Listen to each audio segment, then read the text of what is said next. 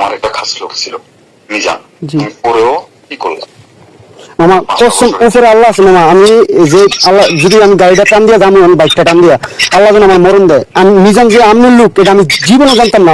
Godfather apple ও ইমনের recording শুনলেন। কে এই ইমন? আমরা অনুসন্ধান করে খুঁজে বের করেছি ইমনকে। ইমনের থেকে জানতে পারলাম গডফাদার আপেলের ব্ল্যাকমেলের শিকার হয়ে নির্যাতিত হয়ে তিনি একটা সময় আপেলের সাথে ছিল। তার থেকেই ইমনের থেকেই জানতে চাইব আপেল কি ধরনের অপরাধের সাথে যুক্ত ছিল। আসসালামু আলাইকুম। ওয়ালাইকুম সালাম। আমি ইমন বলতেছি। ভালো আছো? জি ভাই, ভালো আছো? আচ্ছা, আলহামদুলিল্লাহ ভালো। ওই বিষয়টা হচ্ছে, তুমি তো সৌদি ছিলা তাই না? জি। ও আচ্ছা। ওই আপেল যে ছেলেটি আছে কুমিল্লার 14 গ্রাম বাড়ি, জি। অনেক বছর হয়েছে সৌদি আরবে আছে এবং কি সেখানে নানা ধরনের ক্রাইম অপরাধের সাথে যুক্ত, প্রবাসীদেরকে ক্ষতি করে, জিম্মি করে, মিথ্যা মামলা দেয়। এই যে বিষয়গুলা সামাজিক যোগাযোগ মাধ্যমে ঘুরছে, অনেকে স্ট্যাটাস দিচ্ছে ভুক্তভোগী হয়ে। তুমি এই সম্পর্কে কি জানো? তুমি তো তার কাছে ছিলা। দুই দিন ধরেন আমার দোকান আছে, তো আমার মোবাইল দোকান, বুঝছেন? হ্যাঁ। তো আমরা দিকে দোকানদারি করতাম, সবসময় টাকা দাবি করতো, টাকা না দিলে পুরান টাকায় দোকানে অত্যাচার করতে, এরকম আর কি। কে এই কাজটা করতো কে? আপেল। ও আচ্ছা। আর পোলাপান বলতে তার সাথে আর কে কে ছিল? কয়েকটা নাম বলা যাবে? হ্যাঁ, জুয়েল, ইয়াসিন, হানিফ, এগুলো। আচ্ছা আচ্ছা, তারপর? সবাই ভাড়াই বাটার ভিতরে দোকানদারি করতে চান্দা দিতে হবো। পরে বলতে আমার উঠে দিয়েছে কি নানা রকম এরকম করতে আর কি। আচ্ছা, ওর যদি কথার বাইরে কেউ যায় বা সে যদি কারোর সাথে ক্রাইম করে ফেলে, সেই ক্ষেত্রে সে কি পন্থা ব্যবহার করে তাদের বিরুদ্ধে, ভুক্তভোগীদের বিরুদ্ধে? অনেক তো হয়রানি করে, বলে যে সিআইডি দিয়ে উড়ে দিব, এই যে সিআইডি মিথ্যা মামলা দেয়, এই জায়গায় আমার এই হয়রান করবো, উড়ে দিব, 5 বছরের লাগে ভিতরে উড়ে দিব, এরকম বলতো। তারপরে নানা রকম হুমকি দিত আর কি, জায়গায় আমার ফোনে নানা রকম নিয়ে গেছে। তো ভাই ওই জায়গায় থাকতে দিবে, ওরে লাগুন বেড়াইতে সিআইডি নিয়ে হয়রানি করে, তা শুনছি নাকি লুকিয়ে দেয়, এই করে এই করে, এই ডরে। মানে অপহরণের যে ঘটনাগুলো হচ্ছে এটার সাথে কি আছে এমন জানার মতো, সেটা একটু বলো তো। সে নাজমুল রিজিয়াহের কাছে দিল, ধরেন নাজমুল ইয়াসিন জুয়েল নামে একটা ছেলে ছিল, ওই বাটা মোবাইল দোকানে ছিল, বুঝছেন? হ্যাঁ। সের মাধ্যমে সে কিন্তু সব ক্রাইম করে, কিন্তু সে গোপনে থাকে, সে কেউ বুঝতে দেবে না, করে সবকিছু হয়েই করে। আচ্ছা, কিছুদিন আগে তারপরে ধরেন আরেকটা, হ্যাঁ বলেন। কিছুদিন আগে RTVর সাংবাদিক সোহরাব হোসেন লিটন, তিনি গ্রেপ্তার হয়েছেন। অনেক অসংখ্য মানুষ বলছে আপেলের সাথে একটু মনে মিল ছিল না। অর্থাৎ সোহরাব হোসেন লিটন সাংবাদিক আপেলের কাছ থেকে অনেক আগে থেকে বিমানের টিকেটের টাকা পেত। এটার জের ধরে এই যে ঘটনাগুলো মানে শুনলাম, এটা কতটুকু সত্য? এই যে টাকার ঝামেলা ছিল, টাকার ঝামেলার মাধ্যমে তারপরে এই মামলাটা, এই মিথ্যা মামলাটা সোহরাব ভাইয়ের বিরুদ্ধে, সোহরাব হোসেন সাংবাদিক যে নিয়ে আসছেন RTVর, ওনার বিরুদ্ধে যে মামলাটা মানে হয়েছে, এটা কি আসলে কি আপেলে করাইছে নাকি অন্য কেউ? আপেলই করাইছে মিথ্যা মামলা। আপেল করাইছে ওই সমস্ত লোকদেরকে দিয়ে বাদী করে, তাই না? জি জি। আচ্ছা, তোমার ওই একটা রেকর্ড আমি কিছুদিন আগে প্রকাশ করেছি আমার ফেসবুক পেজ থেকে। এটা দেখার পরে ওদের একটু লাফালাফি শুরু হয়ে গেছে।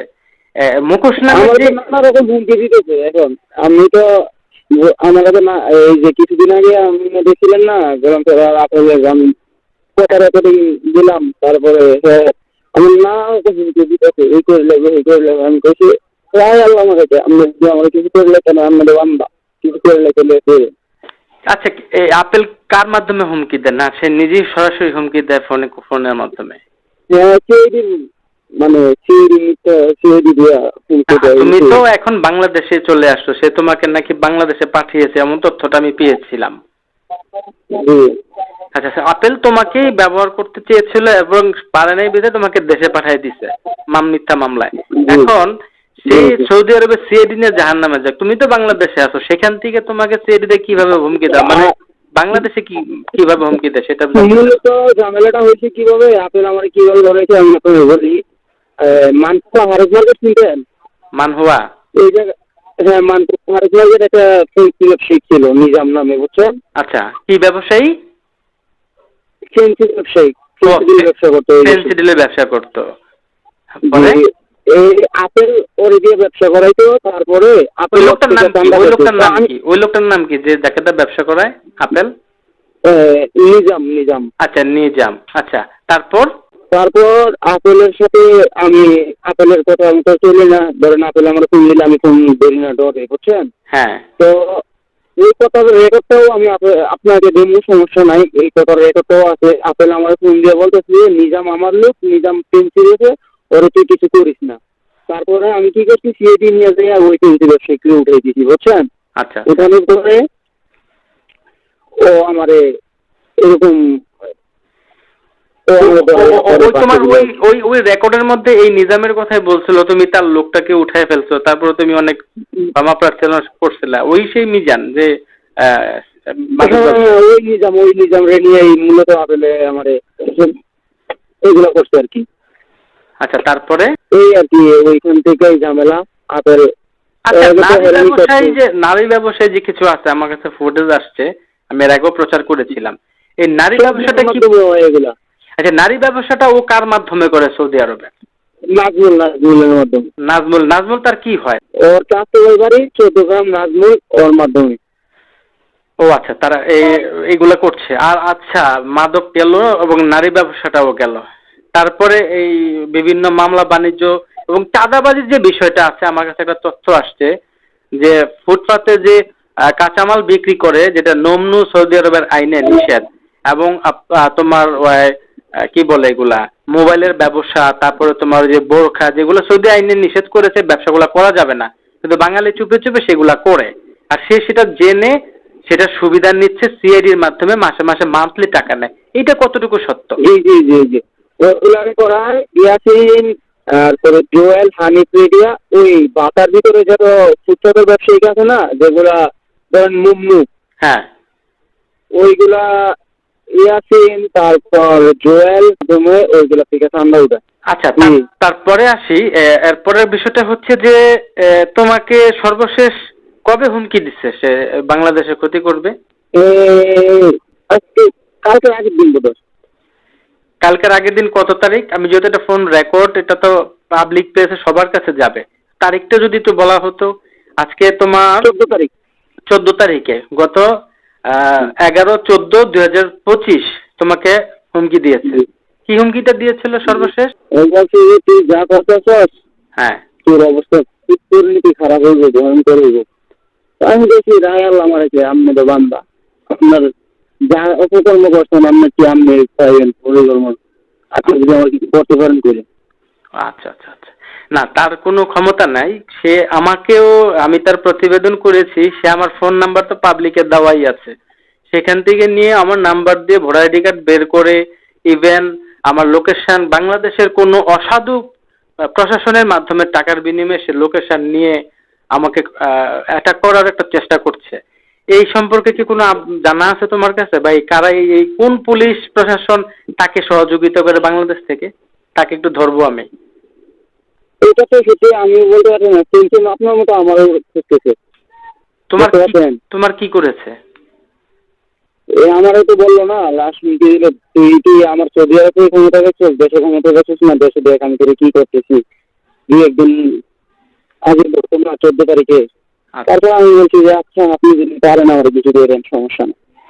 আচ্ছা, তার কিছু করতে পারবে না, আমি নিজেই আইনগত ব্যবস্থা নিচ্ছি। সে ভোটার আইডি কার্ড ছেড়েছে, সেটা তো 100% সাইবার নিরাপত্তা আইনে অপরাধ তারা। আচ্ছা, মুখোশ নামের যে উন্মোচন নামের যে একটা পেজ আছে, সামনের থেকে তো তার সাথে চলছো এই আপেলের সাথে, এই পেজটা মূলত কে চালায়? মূলত এই পেজটা সে পরিচালনা করে।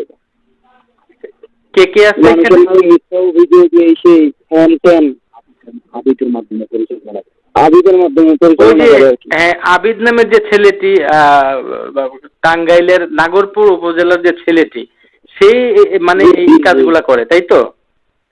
জি জি আচ্ছা, এটার মূলত দূর থেকে পরিচালনা করে আপেল, তাই না?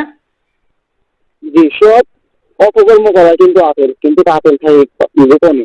আচ্ছা, এইখানে যে মানুষগুলোর অসংখ্য ছবি ছেড়েছে, এই এত কি আর অপকর্ম কি হয়েছে সে দেশে, না এত মানে অপহরণকারী আছে, না আসলে এগুলো ভালো মানুষ না খারাপ মানুষ? আমার কথাটা শেষ হয়ে যায়, যদি বাঙালিরা এত অপহরণ করতো তাহলে কি সৌদি আরব যাওয়ার জন্য মানুষ এত পাগল হতো, আর এত বাঙালি ঢুকতো সৌদি আরব? আচ্ছা, ফারুক আহমেদ চান নামের একজন সাংবাদিক আছে, চশমা পরে চিকন চাকন শুকনা, সেই লোকটা জানি, জানো? হ্যাঁ জানো। এটার সাথে আপেলের সাথে সম্পর্কটা কি, মানে কিরকম? সত্যি কেন বলতে পারি না ভাইয়া। ও আচ্ছা, তুমি ওইটুক পর্যন্ত জানো। আচ্ছা ঠিক আছে, তোমাকে ধন্যবাদ। তোমার নামটার জন্য কি আবার একটু বলতো যদি? ইমন। ও ইমন। তো তুমি আমার বয়সে ছোট হবা ইমন। তোমার যে ইনফরমেশন আমি পেয়েছি, তোমাকে অসংখ্য ধন্যবাদ। আর তোমাকে যদি বাংলাদেশ থেকে কেউ থ্রেট করে বা বাইরের থেকে কিছু করে, আমার ভাইয়াকে একটা ফোন দিবা, ঠিক আছে? ওকে ইনশাআল্লাহ।